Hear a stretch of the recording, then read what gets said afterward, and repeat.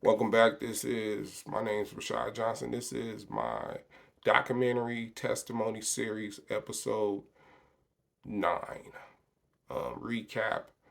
Um, I'm moving in with my wife, my fiance at the time, and we're starting to have spiritual arguments and not know that it was spiritual because we was moving in sin. We was doing things that went against God's word.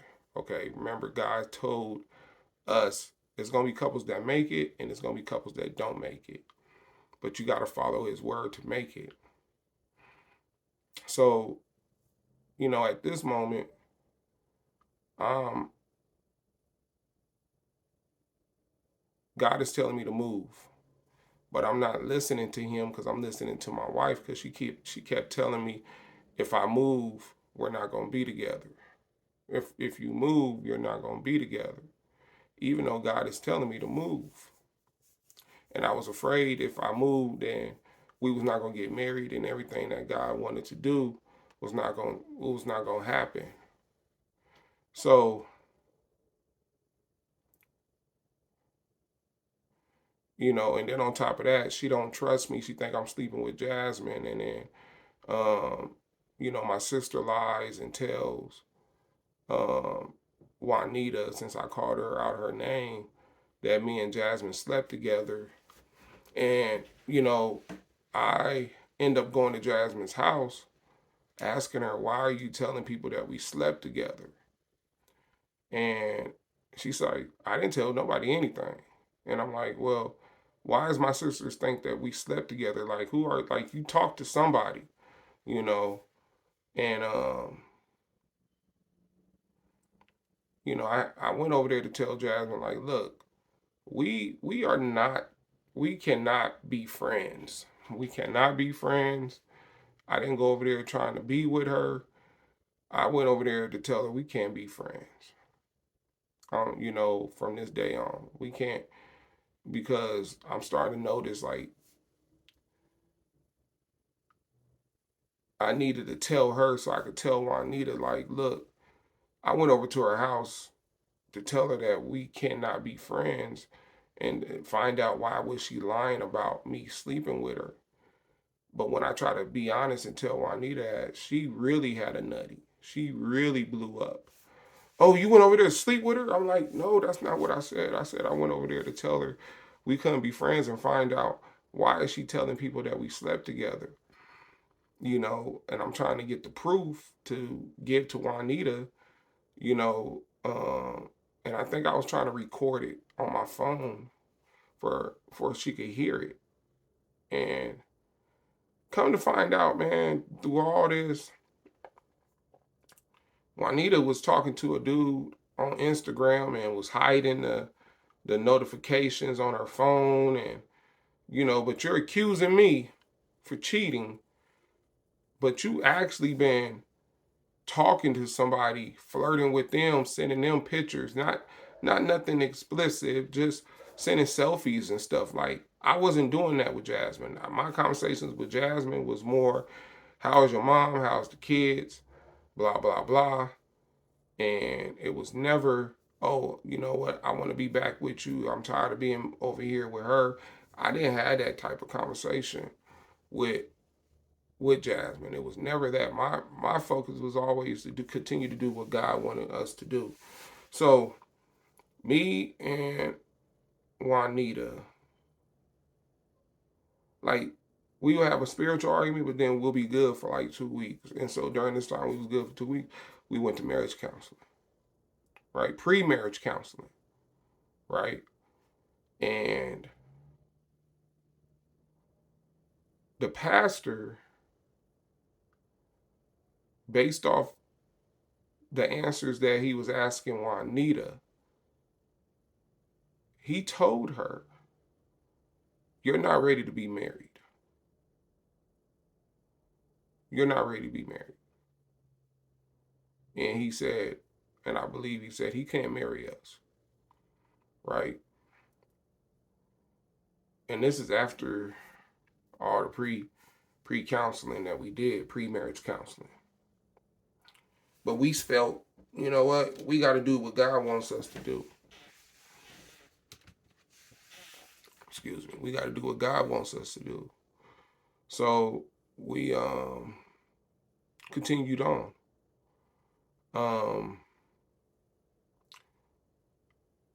it was a lot of drama with Jasmine.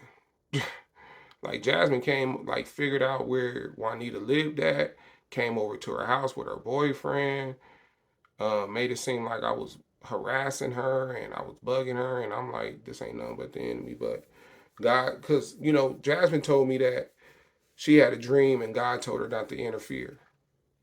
Don't interfere in this marriage. I remember her telling me that. She said that God spoke to her and told her not to interfere in this marriage, but she went and did the opposite. So that's something that she's going to have to deal with God when that time comes. But um, we end up getting married in July, right? And 2 days, like we get married at City Hall. We just had immediate family there, and um, 2, 3 days later, my mom moves in with us, and I told her, my mom, man, she's gonna get on your nerves. That's what she does. Like she's gonna bug you, right? And she's like, "Nah, your mom is sweet. Everything's good about you." I said, "Okay, we'll just wait and see." So before my mom moved in, we took her to a park. We had a talk with her. I'm like, "Mom, don't get involved when it comes to us raising these children. Um, don't just be old. We set you up in this back room. All you gotta do is just be old. Mom, don't get involved." But that was not my mom. She would get involved. Next thing you know, the girls is being disrespectful. They lying on her. You know, she's telling me how one of the daughters is being disrespectful. Blah blah blah. It gets to a point where when now this this is when I seen the enemy for the first time. The oldest daughter pushes my mom, right? Me, Juanita, we're all at the house. My mom screaming, saying how she, you know, her daughter pushed her. What are we gonna do? My mom's old. She's like, whoop. She needs a whooping. Juanita's like, no, I'm not gonna whoop her, but she will be punished. And they're constantly like the daughter is yelling at my mom. My mom is yelling at the daughter.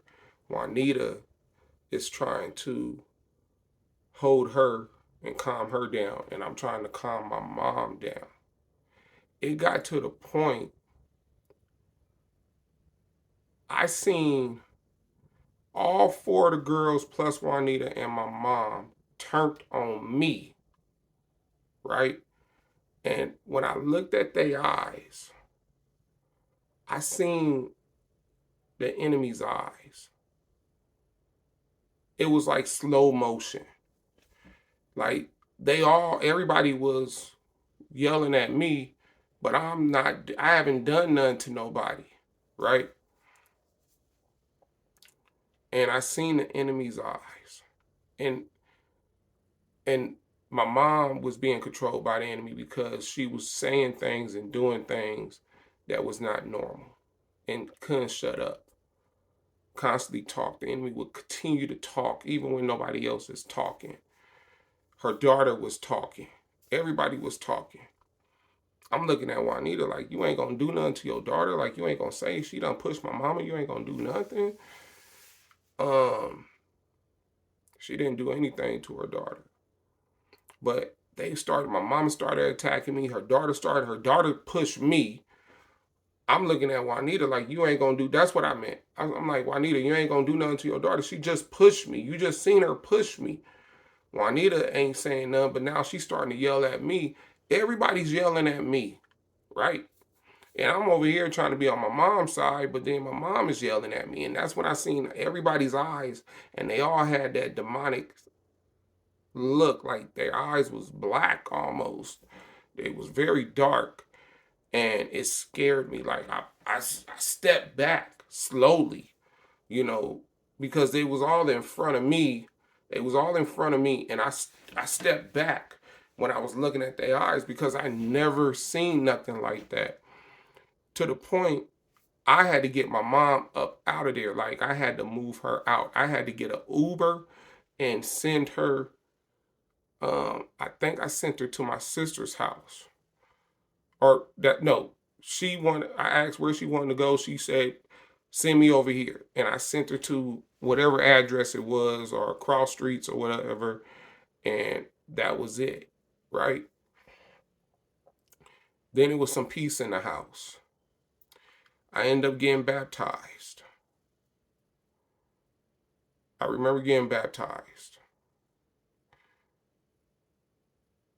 Like I said, we moved in. I mean, we got married in July. I got baptized, I want to say the middle of July, a couple weeks later.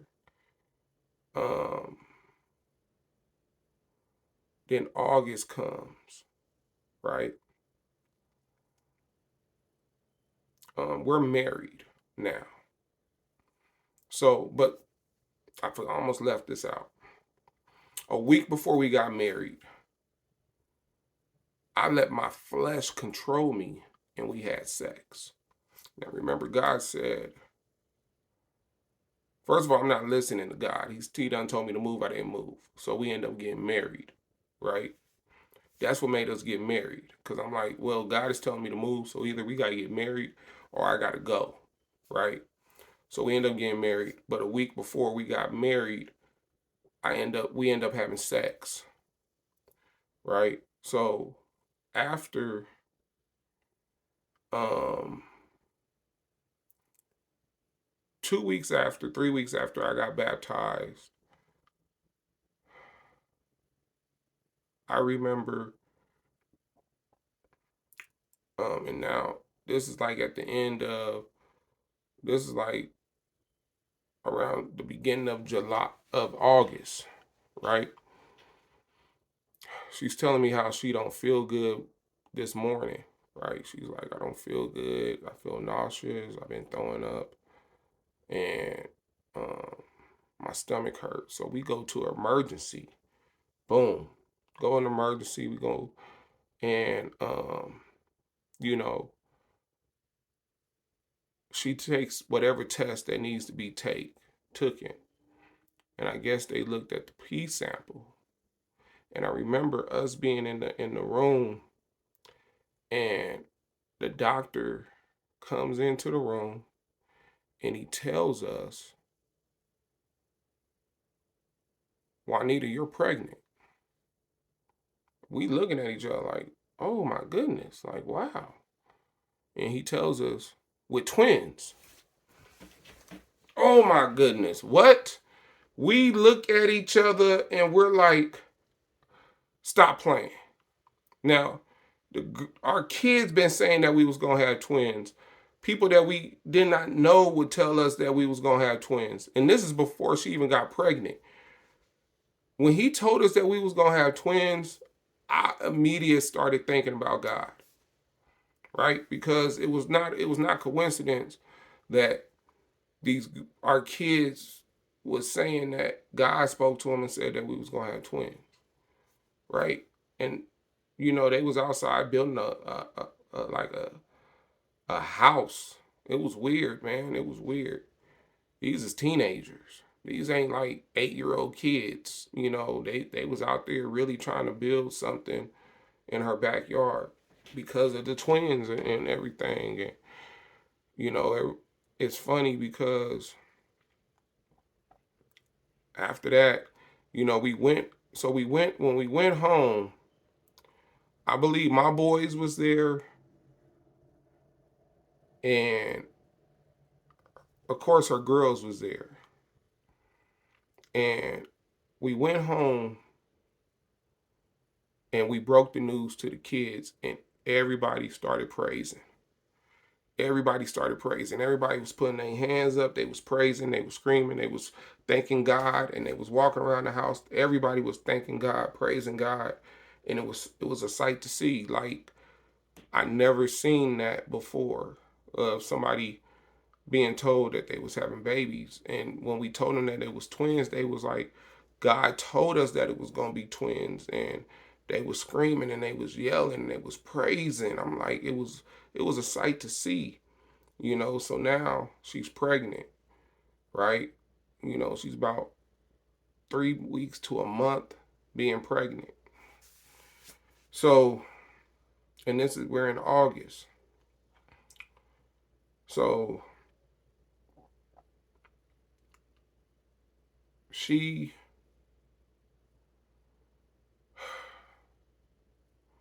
we we're looking for houses.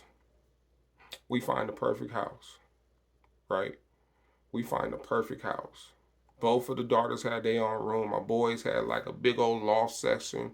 So it could have, 3 beds plus it was room for a video game area, and they had their own bathroom. The other two girls were sharing a room. Her oldest daughter had a bedroom downstairs. Our room was humongous, had a pool in the backyard. Everything was there. We had everything. And we had the place.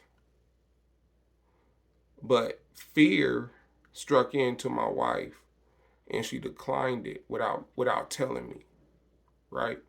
Because she used to ask me like stuff out of the blue, like um, the first week we was married. I left this out. It just hit.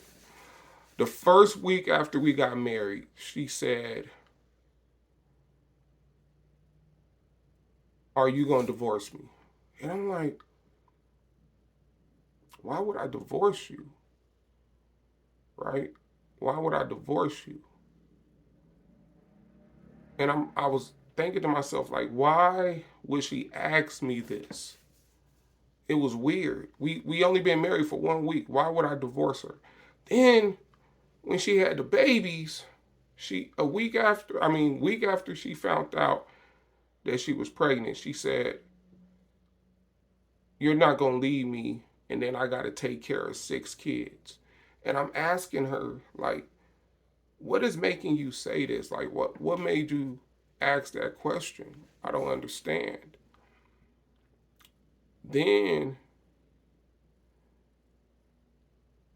she said, when we found this house, she asked me, "I don't want you to leave me, and then I'm stuck paying the mortgage by myself." And, all this is happening, from the week, the week after we got married, she brought up divorce, me leaving her. Then the house and the baby happened the week after we she found out that we found out that she was pregnant. She's bringing up she don't want to be stuck with 6 kids. And then when we found the house, she's bringing up she don't want to have this mortgage by herself. So the enemy had her living in fear, right? And she ended up, you know, like I said, I let her deal with all the finance and stuff. So I didn't even know that she gave the house up, even though we had it, until a week before the big fight, right? But all these arguments, I'm thinking to myself, like, what's making her say this stuff? Like, why is she saying this? You know, it don't make sense. I haven't, same way she used to accuse me for messing up the finances, even though I'm giving her my whole check. Even though she used to say that I'm going to abuse her, even though I ain't never raised my hand up to her to abuse her. Even though, um, Then she was accusing me of Jasmine and all this other type of stuff. And I'm like, why is she saying this stuff? And it's in the back of my mind, I don't really know. So I remember watching War Room, the movie War Room, and it talks about spiritual warfare and praying for your wife. You know, the woman, she had to pray for her husband because he was out there living in sin. And you know, it was a great movie. And um it just stuck with me, right? So it's getting close. So now we're in or getting close to when school started. I think it was like the first week of September that school was supposed to start. And we ain't had no spiritual arguments or anything, but she was just asking weird questions in the month of August. So we're at the end of August, going into September, and I think school started like on the 3rd or something like that. And she had a friend let us um, watch one of her daughters, and the little girl was like 1.5 years old, cute little girl. And this was like on a Wednesday, right? This was on a we had the girl for like 2 days. And I remember on a Wednesday, my wife had to go to the bank in the evening. She had to go run to the bank, and us and the girls was around. The little girl and the girls was at the house. And at this time, my youngest son, came to live with me. So he's about to start the 8th grade.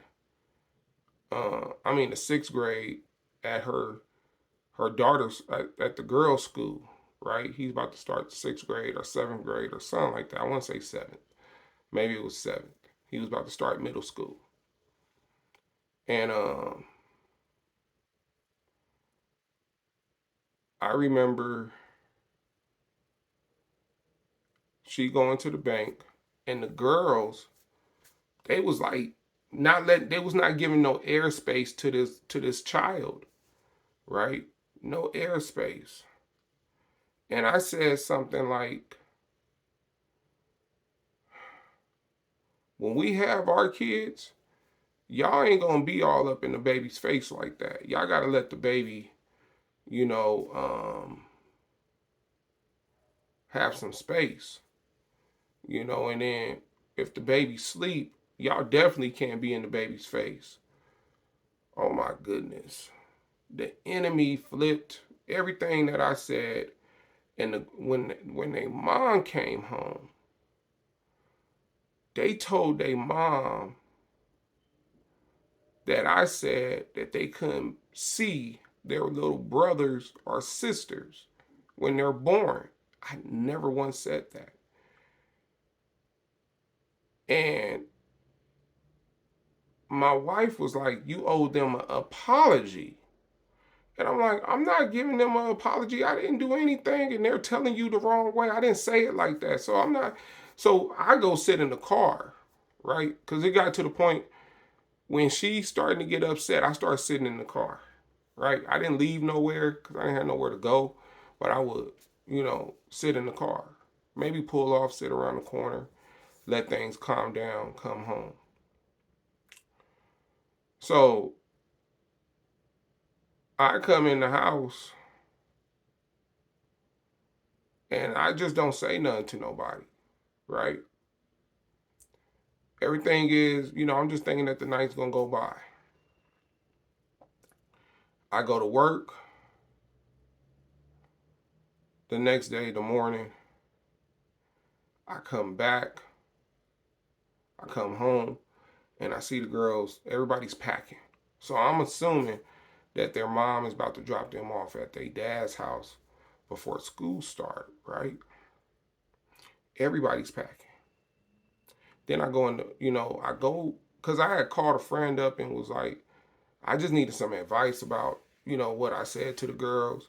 And my friend was like, maybe your tone was, not the right tone from what you said. So go home, yeah, you should apologize. So when I went home, I'm apologizing to the girls, you know, off from the night before. And then I go, and but they're packing, right? Then I go to into our bedroom. Juanita's packing,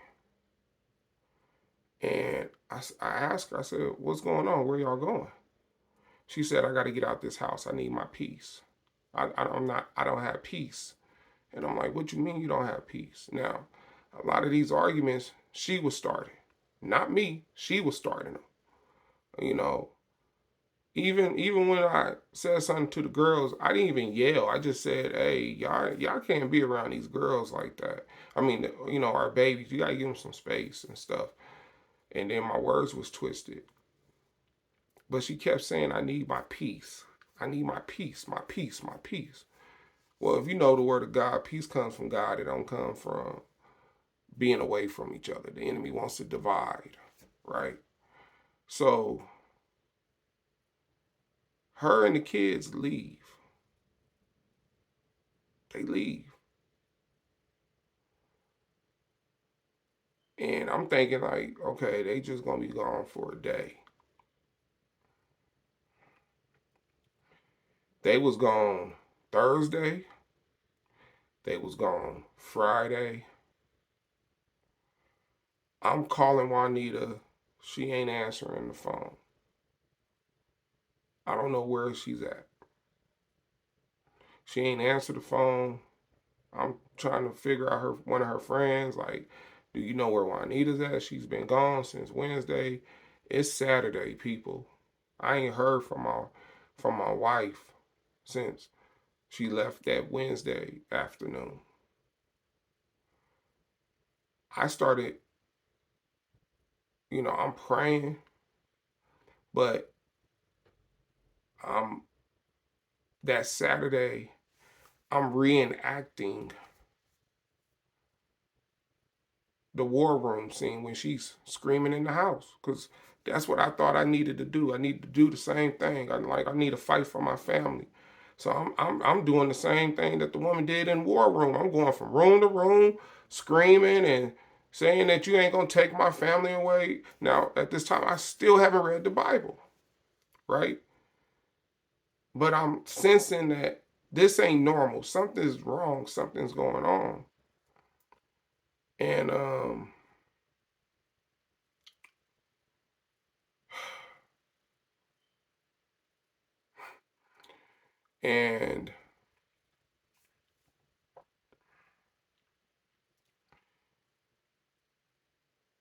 and I end up getting a call that Saturday evening from her, and she's telling me, "You need to move out." And I'm like, "Move out for what? What did I do?" She said, "You need to be gone. The girls got to start school on Monday. I need you to be gone." I said, "No, we're married. Those is my kids too." "No, those ain't your kids. Those is my kids." I said, "We're married. Those is my kids too." "No, you need to be gone. If you don't be gone, I'm gonna get somebody to get you up out of there. That's my house." I'm like, wow, whoa, we're married. I thought your belongings become my belongings and my belongings become your belongings.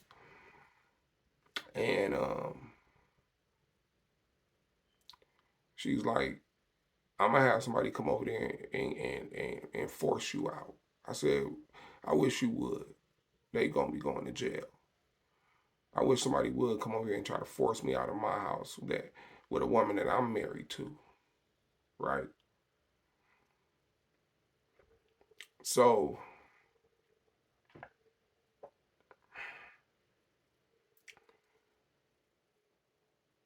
that whole week, she was feeling a certain way, right? Um, that Sunday, I call up my homeboy, my best friend. I'm like, "Hey man," because I don't want no problems, and I'm just like, you know what? I'm just gonna leave. I'm just gonna leave. I'm gonna move I'm gonna grab all my stuff and I'm gonna leave. Now, my stuff that was in the, matter of fact, no, that's not what happened. I didn't grab my stuff out the garage. I grabbed all my clothes that I needed. I put it in the trunk of my car, and I left. And I told her, and this is on a Sunday. Matter of fact, no, let me, hold on. Let me go back.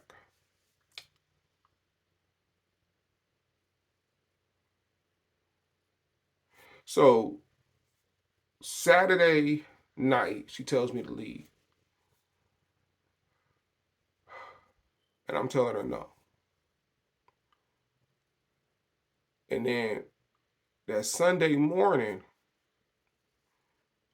I get a call from her. And she tells me,